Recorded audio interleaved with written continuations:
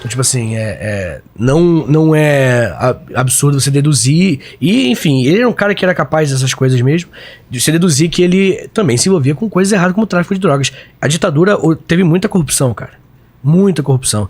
E a gente enfim, quero falar depois sobre isso, mas só pra tirar esse ar puro dos militares, como se eles fossem sem corrupção. Elevados, né? Do ponto de vista... Isso, elevados, enfim, civicamente elevados. Mas não é uma verdade. Teve corrupção, assim como também houve nos governos civis, óbvio. Né? Eu não tô fazendo uma ode ao governo civil, tô atacando os militares também. E uma até bem incomum, né? Que foi empreiteiras. Mas segura pra gente não queimar Tá bom. Beleza. a ordem. Bem, o lance é esse. Então a gente tem a Oban, o DOI-CODE, DOPS. A gente falou de Ustra já ou não? Não falamos. Cara. Quer falar agora? Lembra que eu falei que tem o DOPS, que era uma coisa mais burocrática, Sim. e entrou o Sérgio Fleury e transformou num centro de tortura? Sim. E que o DOI-CODE já nasceu como centro de tortura? Quem que era o chefe do DOI-CODE? Ustra. Carlos Alberto Ustra. Quem é esse cara? O brilhante Ustra, ele vai ser, enfim, um militar. E ele vai... Brilhante Ustra, por favor. Ele vai ser um militar e ele vai ser uma das pessoas que talvez... Não sei se é a mais, né? É difícil mensurar. Mas ele é conhecido por ter torturado quase 600 pessoas. E ele é o cara que... Ele mesmo. Isso aqui é uma foto de uma entrevista recente. Da Comissão da Verdade, né? Comissão Nacional da Verdade. Mas seria legal pegar ele na época. Pra você ver como é que era... Ustra 1968, sei lá, algo assim. Parece personagem do Breaking Bad, né? Parece, cara. Não, todos eles têm meio que essa o clima, Fleury, né? depois que tu for botar ali, tu vai ficar... É uma coisa... Mas o brilhante Ustra, que escreveu um livro que é o livro de cabeceira do presidente passado, o próprio presidente falou. Qual é o nome do livro, você sabe? Tuti também Memórias Reveladas, algo assim. Eu não lembro exatamente, mas é algo desse tipo. Esse cara ele era conhecido justamente por isso. E o que acontece? Ele torturou muita gente, ele perseguiu muita gente, e essas pessoas, inclusive o terror de Dilma Rousseff, era ele, de acordo, né? Porque ele torturou a Dilma, né? Isso. E ela confirmou isso. Isso, sim. É porque o presidente anterior falou exatamente. Eu tô votando o impeachment dela em homenagem a ele aí. Tá. Ele, em homenagem ao Ustra. O terror. A memória do coronel Carlos Alberto Brilhante Ustra. O terror de Dilma Rousseff. Pois é. E aí ele realmente torturou ela e uma galera. E uma coisa interessante é que ele passou ele fala que durante os anos que ele esteve na frente do DOPS, ele nunca foi tão elogiado. Ele foi enterrado com todas as honras militares. Ele foi tratado... Ele falava que ele era um militar meio bom, mas naquela época das torturas, ele foi elevado ao cargo mais alto. Ele tinha muita moral. Então, assim, você vê que não era apenas um ou outro militar que tinha esse sadismo. Não, era recompensado os militares que tinham esse sadismo. A verdade sufocada. A verdade sufocada, justamente. A história que a esquerda não quer que o Brasil conheça. Exatamente. Carlos Alberto Brilhante Ustra. E aí, né, cara, o Ustra, ele vai ser entrevistado em 2013 pela CNV, a Comissão Nacional da Verdade, que é basicamente um órgão que está tentando trazer os crimes que ocorreram durante a ditadura. E tem uma frase célebre dele, que é bem interessante, que ele fala assim, quando começa a questionar sobre muitas coisas, ele não respondeu, né? Começa a questionar sobre as coisas, e ele fala o seguinte: vocês estão errados. Não é o Coronel Brilhante, ele falando, não é o Coronel Brilhante Ustra que tem que estar sentado aqui. Quem tem que estar sentado aqui são as Forças Armadas Brasileiras. Porque ele obedeceu ordens, cara. Mesmo papo do Holocausto, quando ele jogou para os superiores, né? Isso, durante os julgamentos de Nuremberg, que foram os julgamentos depois do que aconteceu no Holocausto, na Segunda Guerra Mundial, a Hannah Arendt, uma pesquisadora, que tem muitas críticas nesse outro papo, ela escreveu um livro chamado Banalidade do Mal, fazendo referência justamente a esse tipo de comportamento. A culpa não é minha, eu só segui ordens. Porque ela foi entrevistar alguns desses líderes nazistas, sabe? Os caras que eram, né, enfim. E ela falou que ela adorou. Eu falei, o cara é muito carismático, muito bonzinho, um senhorzinho bonzinho, perguntando como é que eu tô. Como é que esse cara cometeu isso? Milhões de pessoas. E aí ela fala que existe enfim, não vou me prolongar aqui, mas esse é o conceito de banalidade do mal. Você encontra um lugar na sua psique pra só obedecer. Não, você não considera outra pessoa como um ser humano e a partir daí tudo é válido, né? Também, mas também tem um lance, tipo assim, cara, eu não sou o responsável. Ah, tá. Eu só tô... fizeram experimentos nos Estados Unidos, né? Daquele hospício lá? Não, da prisão de Stanford. Exatamente. Essa eu não conheço. Pô, de passar cada vez... Tinha um ator que fingia... do choque, né? Fingia que tava tomando choque. Mas as pessoas não sabiam que ele era um ator. E quando ele errava ou fazia alguma coisa que eles não tinham pedido, eles tinham o direito, eles tinham o dever de dar choques e cada vez maiores. Caraca. Então, pra eles estavam punindo aquilo lá porque foi o que foi mandado pra eles. E o cara reagia como se estivesse tomando choque. Então, pra eles era verdade. E depois os caras perguntaram: por que você fez isso? Me pediram pra fazer isso, cara. Nossa, cara. É um comportamento bem mais comum do que a gente pensa. Cara. É isso que eu ponto. Não, me pediram pra fazer isso. Então...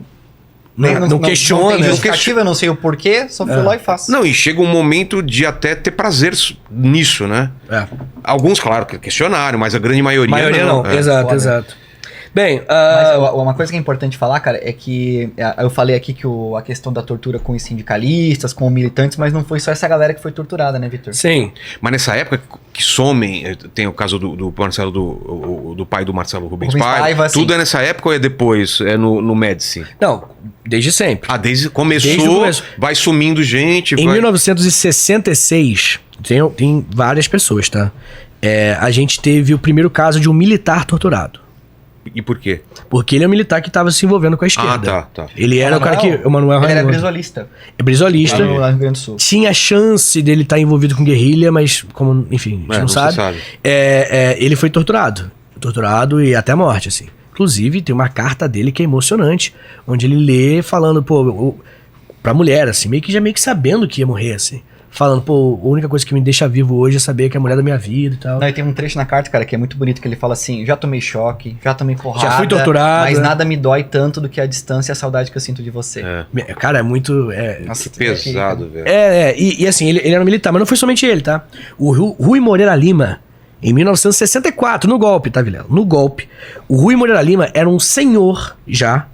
Esse senhor era herói da Segunda Guerra Mundial, da FEB. Ele lutou, ele era um aviador, ele lutou na Segunda Guerra Mundial, ele era um herói, considerado herói por todo mundo. Mas rolou o golpe, ele foi contra.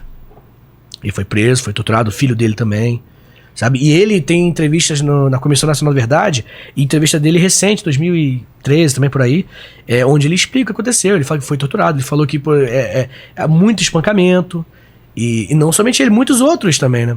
O general Bevilacqua, né, Giovanni? Bevilacqua. Ele também era um general. Ele foi a favor de tudo em relação à ditadura, tudo. Até o AI-5. Chegou no AI-5, esse momento que a gente falou que... virou a chave, virou a chave, ficou ainda pior, ele foi contra. E também foi afastado, no caso não foi torturado, ele foi expulso, né? Sim, foi caçado. Foi caçado, essa era a palavra. Ele foi caçado, perdeu todos os direitos e também não recebeu as honras militares na morte. Então, assim... A gente tem uma história... e esses são só alguns exemplos, tá? E só pra ver o quão largo é esse raio de oposição, né? O que é oposição pro governo militar? Exato. Cara, é o militante, né? Com a arma armado, mas é o militar que me apoiou... Até metade. Até o último momento ali, quase, entendeu? Então o estudante... Aí, Vilela, eu dei exemplos de pessoas com cargos relativamente altos, né? Entre aspas, dentro do exército. Porque foi principalmente o exército, né? De todas as forças armadas, o exército foi o que mais encabeçou toda a ditadura. Que foram perseguidos. Mas as baixas patentes, cara, foram 6.500 pessoas militares que foram perseguidos durante a ditadura. Não necessariamente torturados, enfim, mas que foi caçado e tudo mais. Tem alguns casos, mano, a gente vai falar um pouquinho melhor depois sobre a guerrilha do Araguaia, mas a guerrilha do Araguaia, cara, ela assim, inacreditável. Tem uma entrevista com o Pedro Bial, com um desses... Uma entrevista famosa, assim, bem recente, com um desses militares. E aí ele falando que eles eram torturados também, os próprios militares, por 2 motivos. Primeiro, o motivo era, se algum guerrilheiro te pegar e te torturar, você já vai saber como é que é a dor. Inclusive ele fala que ele perdeu o testículo numa dessa. Porra. E aí o Bial fala, e a sua família ficou como? Ele falou, minha família tá descobrindo agora. Olha que pesado, né, cara? Mano, porque foi sobre isso. Exatamente. E a outra forma, podemos assim dizer, era pra ensinar. Como é que você vai ensinar no Araguaia, no meio do nada? Ensinar um outro militar como é que você tortura? muitas vezes pegavam soldados minimamente indisciplinados e eles eram torturados pra aproveitar e já ensinar como torturar os outros. Isso Eram cobaias. A tortura ela não era descompensada, era dando porrada, ela era treinada, né? Vinham agentes militares de outros países, né? Dos Estados Unidos. Dos Estados Unidos, tem até um livro, né, que foi inclusive traduzido para o português pela SNI, que era a Secretaria Nacional de Inteligência, né? Serviço Nacional de Inteligência, que eles traduziram para o português um livro americano de como torturar. Então, assim, a tortura ela não era desorganizada. Vai lá e faz ele falar. Vai lá e bate nele até ele falar. Cara, tinha cartilha. Sabia como é que tinha que dar choque. Dar choque não é suficiente, afoga. Nossa. Se afogar não é suficiente, bota de cabeça pra baixo. Tá Onde você conectar as coisas pra dar choque, a ponta da língua, a ponta dos dedos, órgãos genitais. Tinha todas essas estratégias. Estão falando de algo meio que organizado mesmo. Quando a gente fala que a ditadura militar era altamente organizada, e é por isso que a gente sempre fala da questão de como que isso é desproporcional à luta armada dos militantes, é nesse sentido, cara. Organizada é nesse ponto. É manual de como torturar. Sabe? Mas assim, ô Vilela, eu sei que já tá ruim, né? Já tá... Putz, que merda do papo. Mas existiram outros grupos que foram torturados e as causas são ainda mais macabras. Um dos grupos que foi torturados foram mulheres grávidas. Em 2022, o historiador Carlos Fico, excelente historiador, ele compilou, ele teve acesso a, se não me engano, mais de 10 mil horas de áudio de sessões do Supremo Tribunal Militar. O Supremo Tribunal Militar, ele admitia, durante uma dessas gravações, ele admitia que houve tortura, diz nome, diz local, obviamente a maioria do doicode, né? Tal mulher foi torturada em tal lugar, ela avisou que estava grávida, as torturas continuaram e ela perdeu o bebê. Caramba. Algumas. Não foi uma, não foi outra, algumas. E além disso, e assim, isso é tudo admitido por militares, tá? Não é eu que tô falando, não. Admitido por militares. E um outro grupo, que aí é o grupo mais, se é que dá pra hierarquizar esse tipo de coisa, né? Que eram crianças, mano. Muitas crianças foram torturadas. Porque muitos pais resistiam à tortura. Muitos. Ou pelo menos ao máximo. Mas quando pegam teu filho... Ah, não, aí esquece. Tá ligado? E tem um caso, inclusive, do Carlos Alexandre Azevedo, um rapaz que tinha 1 ano e meio, na época, não era um rapaz, era uma criança, que os pais possivelmente tinham envolvimento com a guerrilha. Possivelmente. Os pais seguraram, não queriam falar. E aí pegaram o filho. Deram choques na criança. Pode pesquisar, tá, gente? E o menino cresceu com muitos problemas, né? Sobreviveram, todos os 3. O menino cresceu muito mal. E aos 40 anos, ele se matou, cara. Meu Deus. Esse menino. E aí, inclusive, a Comissão dos Direitos Humanos até falou: hoje morre a última vítima da ditadura. Isso foi em 2015, por aí. Foi bem recentemente que ele morreu. Muitas crianças... Tem um livro, né, Giovanni? A Comissão Nacional da Verdade, cara, ela nasce com o objetivo de ver e documentar os crimes contra direitos humanos em 2 períodos. Né? O Estado Novo ali, o regime da ditadura Getúlio Vargas e a ditadura militar. Né? E, cara, eles vão... É um trabalho bem... É uma equipe grande, assim, umas 30 pessoas, né? E eles, cara, vão revirar documento, e isso é muito difícil, porque a ditadura não teve só uma, mas várias queimas de arquivo. Teve uma em 1991 muito grande, teve uma em 2000 e pouquinho muito grande, então vai se perdendo documentos. Então é um baita trabalho de formiguinha, e eles encontraram, cara, vários documentos relacionados à prisão, né, sequestro, tortura de crianças. Então tem um livro, que esse livro inclusive está disponível também. A Comissão Nacional da Verdade, ela disponibilizou. Tá gratuito, online. Infância Roubada é o nome do livro, onde conta o caso de algumas crianças. Umas 20 a 30 crianças, assim, onde tem todos os casos, as documentações e tudo mais, sabe? Então, ali tem casos de tortura, tem casos de sequestro, tem casos de governo trocando criança, né? O governo cubano, por exemplo, cara, a gente manda as crianças presas pra cá que a gente concede tal coisa também. Negociação com os comunistas, entendeu? Então, cara, eles eram... O que era diferente da ditadura da Argentina, né? Por exemplo, né? Só fazer um paralelo, porque nessa época tem bastante ditadura acontecendo aqui na América Latina, né?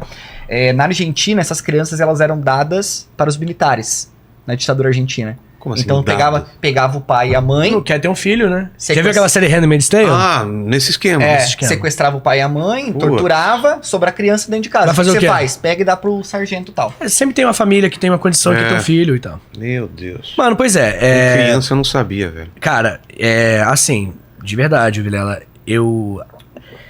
Eu acho que a gente tem que ler essas coisas, tem que estudar sobre essas coisas, mas é só até onde a gente consegue, sabe? Claro. É de deixar de gerir por alguns dias, porque é muito... E assim, eu trouxe casos leves, Dá cara. choque em criança. É, mano. E ele cresceu com problemas psicológicos, tomando remédio e tal. Óbvio, né, cara? Claro. Enfim,